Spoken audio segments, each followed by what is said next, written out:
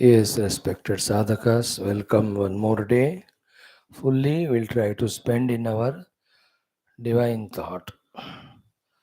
The three things are: one, opportunities given; two, opportunities encashed; third one, the target, goal, or outcome accomplished. So, what are the opportunities that are given to us out of hundreds and thousands? You and I, especially, can talk about our opportunity of our mind is cooperating, situations are cooperating, grace is coming, because of which we are able to be regular for our classes. For us, being regular to the class by all conveniences, we can label it as opportunity. Many other things we talk every time, so many, like the human life and opportunity, etc., etc. But this is an opportunity. Then, how much of that opportunity is encashed? How much of the outcome that is gained in encashing the opportunity? What is the role of divine grace? What is our role? When we are in the good sattva guna, these things when we inquire, we come to know very clearly the correct answers. Accordingly, when we work, then we will be definitely helping ourselves. So the opportunities are given very clear. So in the encashment of that opportunities, mm, our effort is again our sincere deep feeling. See, we are not a highly purified, evolved, single pointedly meditation doable beings. Our life is filled with so many immaturities, still importance is given to either the upadhis or the rupanama jagat of things and beings because of insufficient contemplation, because of the pressure of vasanas, because of being bombarded by the world all the time, because in the world we are. For two, three minimum purposes we are in the world, but the 90 unwanted things go on bombarding us. And we become helpless, hapless victims to receive them. All of them are obstructions. Therefore, we are not the highest level of sadhakas. But what we can do is, although at higher level, every moment of life has to be spiritual. Every thought should be spiritual oriented only. Then only the goal is achieved. Keeping this final truth intact without disturbing that at little lower our level, can we demarcate? What is the demarcation? Ki, the time of my sadhana hours, morning, afternoon, evenings, in the class, can I exclusively focus only on sadhana, not allowing my worldliness or other things to disturb it? Although they are pretty much there, very powerful. Though this is not the ultimate proposition, it is in the intermediate proposition. Ultimate is from the whole heart, everything other than Paramatma has to be selected and deleted. This is what we have to achieve. But before that, at this moment, as we are in a confused state of mixing up, when we are in the sadhana, the world is remembered. When we involve in the world, half-heartedness there because the spiritual seeker is remembered in us. So, na ghar ka na ghat ka type. So, this is immaturity. Na? Totally you cannot give up, but at least those hours of where we are committed for sadhana, can we command ourselves? Can we control ourselves? Can we discipline ourselves to maximum try to do the sadhana exclusively at the time of sadhana? Though it is difficult because the mind used is same for the worldliness for this.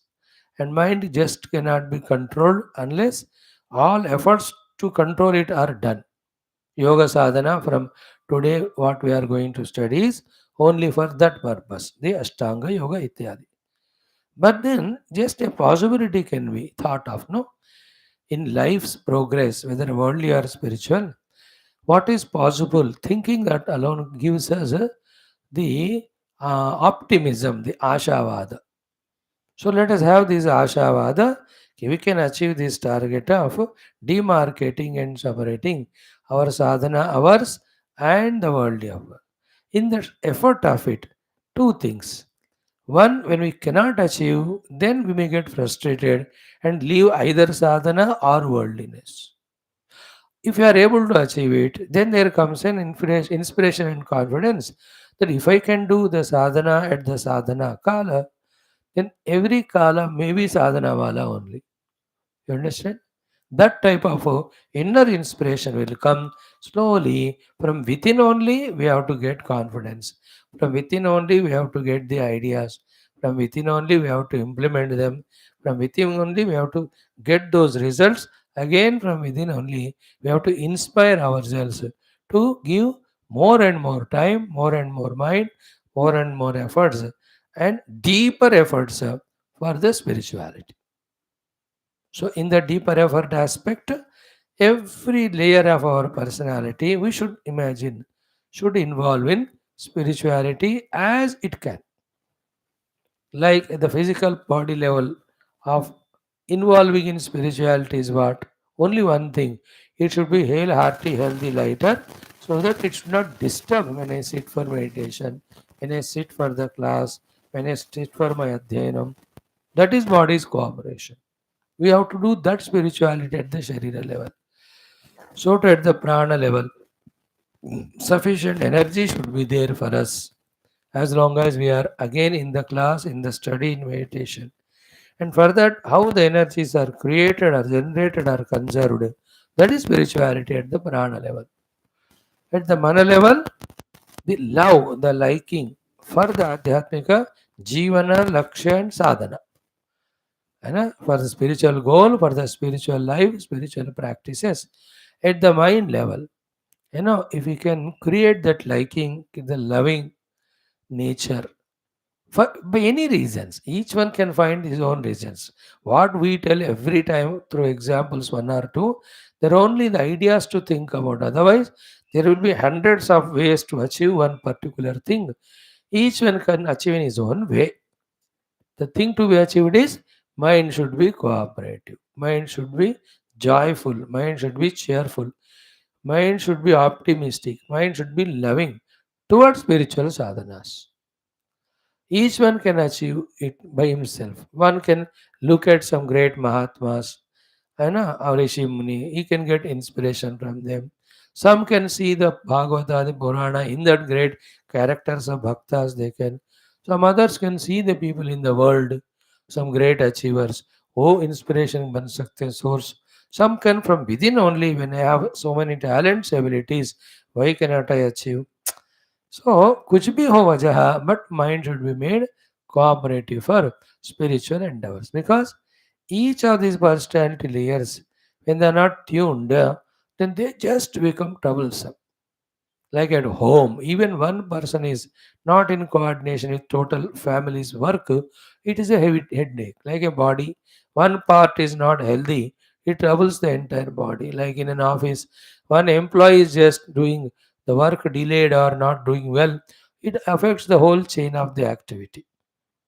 In the same way, here also. Now, at the intellectual level, the cooperation is that zeal and jest. Always, not only to listen in the class, but also study. Not only study, but all the same time, the intellect should be pondering over the truth only, the reality only, the Mahavakyas of the Upanishad, which is a toughest job but a necessary thing. Because we have seen in our last 3 4 years of study, unless we do continuously the contemplation at the intellectual level, even small little things heard hundreds of times also will not become clear to us. As we again example, Viveka Vairagya. How much the clear understanding about them, need of them, and how to practice them did we become clear in? But सुन तो लिए इतने बार. So what is happening there? Intellect all the time, if it is pondering, then the clarity will come about the understanding of that particular sadhana, the result of that particular sadhana, therefore the necessity of that particular sadhana. Then the means how to achieve that sadhana. Intellect का काम होता है ये. तो मुझे विवेक हुआ कि नहीं, विवेक है क्या, ये कितने बार करना है, कितने गंभीर साथ करना है, कमिता से करने से इसका आउटकम क्या होना चाहिए, and that outcome should be at what deeper level, what should be the consequence of that outcome in my outer activities, in inner thoughts, am I achieving it or not. So in this way the intellect has to ponder over that, then only the complete clear picture will come. Remember, a human being, whether his worldly pursuits is going through spiritual, he cannot afford to be vague.